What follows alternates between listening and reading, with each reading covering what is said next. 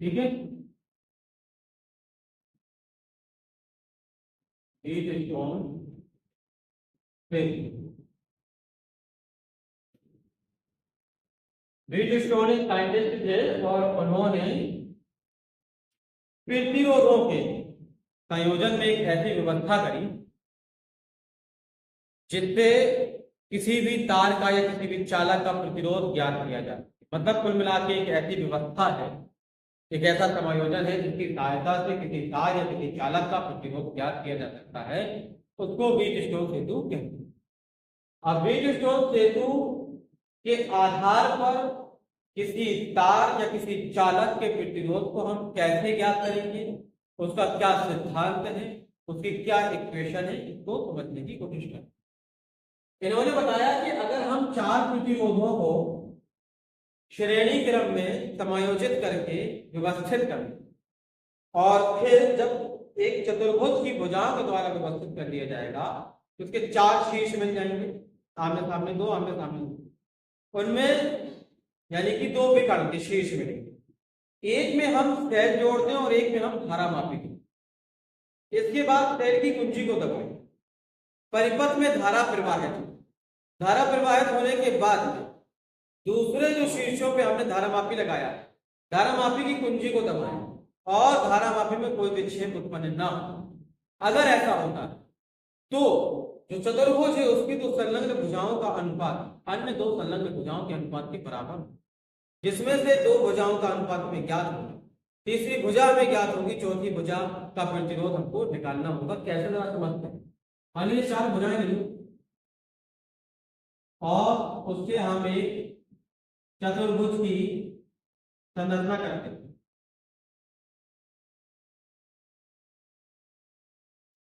ये हो गया, इसका प्रतिरोध मान लीजिए P है, Q है, R है, S। ये चार तार चार प्रतिरोध हो गए और हमने श्रेणी क्रम में सबको जोड़ दिया। इसके बाद यहाँ पर एक A हो गया, ये B हो गया, ये C हो गया और ये D हो गया और AC के बीच हमने एक सेल जोड़ दिया, एक सेल लगा दिया और ये कुंजी लगा दी।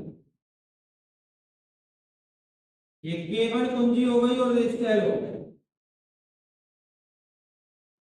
और इन दो शीर्षों के बीच में हमने एक धारामापी लगा दी, गैल्वेनोमीटर, और यहां पर एक कुंजी लगा दी। अब जब हम क्या करेंगे, यहां पर हमने व्यवस्था कर ली कि चार प्रतिरोधों को श्रेणी क्रम में जोड़ देते हैं, दो शीर्ष AC के मध्य में एक सेल और कुंजी लगा देते हैं, BD के मध्य में एक धारामापी लगा देते हैं। सिद्धांत ये कहता है कि इस कुंजी को खोलिए, सेल से धारा बहेगी, सेल से धारा बहने के बाद में इन चारों प्रतिरोधों को यदि हम इस प्रकार समायोजित करते हैं कि कुंजी दबाने पर धारामापी में कोई भी विक्षेप उत्पन्न नहीं होता, तो उस स्थिति में इस ब्रिज को संतुलन की अवस्था में कहेंगे, यानी व्हीट स्टोन सेतु संतुलन की अवस्था में होगा और संतुलन की अवस्था में ही दो भुजाओं के प्रतिरोधों का अनुपात अन्य दो भुजाओं के प्रतिरोधों के अनुपात के बराबर होगा। कैसे होगा जरा समझते हैं। मान लीजिए हमने केवल कुंजी को दबाया, सेल से धारा प्रवाहित होगी, यहाँ से धारा निकलेगी, यहाँ से धारा पहुंचेगी। नियम कहता है किसी जंक्शन पे धारा जाएगी वहां से डिवाइड हो जाएगी, इस जंक्शन पर आ रही है, यहाँ से इन दोनों रास्ते चले जाएंगे। मान लीजिए इस रास्ते I1 धारा जाती है और इस रास्ते I2 धारा जाती है।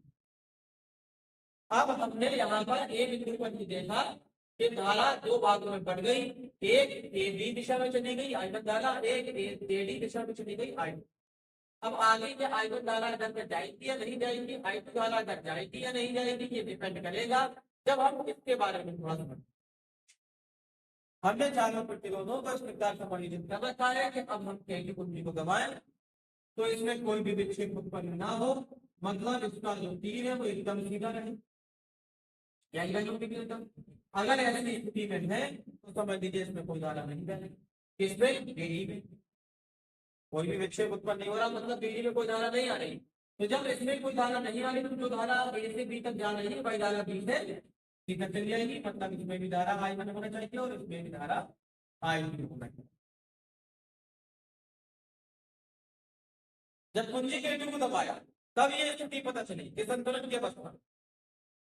अगर ऐसा है तो फिर हमको दो खंड देखने को मिल रहे हैं, ए बी डी ए और बी सी डी बी। खंड ए बी डी ए में बढ़िया तो आधार का ए बी डी है, इसमें बढ़ने वाली धारा I1 है, इसका संगत प्रतिरोध P है। ये देखो वन वे डायरेक्शन नहीं है, यहाँ से ऐसे आ रही है, यहाँ से ऐसे आ रही, जाना चाहिए फिर ऐसे क्रॉस कर रही है माइनस। इसमें धारा I2 संगत प्रतिरोध R है, बराबर में कोई विद्युत वाहन पर यहाँ पे नहीं काम कर रहा। इक्वेशन लिखूंगी या बिना बनाइए, इसको आप ऐसा भी लिख सकते हैं I1 B बराबर I2 R। इक्वेशन लिखना चाहिए। अब देखिए दूसरा खंड मिल रहा है BCDB।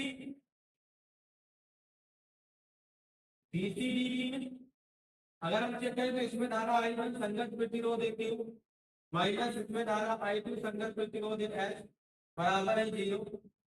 I1 Q बराबर I2 S। इक्वेशन सेकंड होगी, फर्स्ट और सेकंड को सॉल्व कर लेते हैं।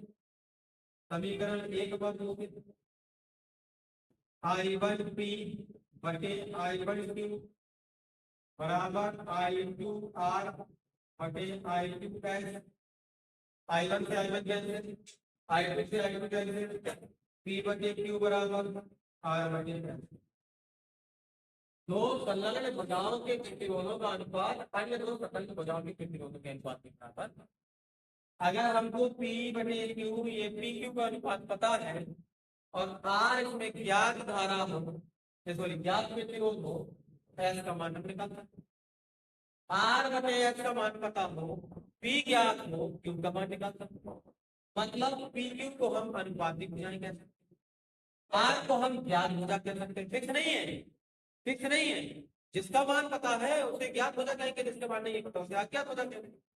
अच्छा, AC और BD को संयुग्मी भुजा कहते हैं।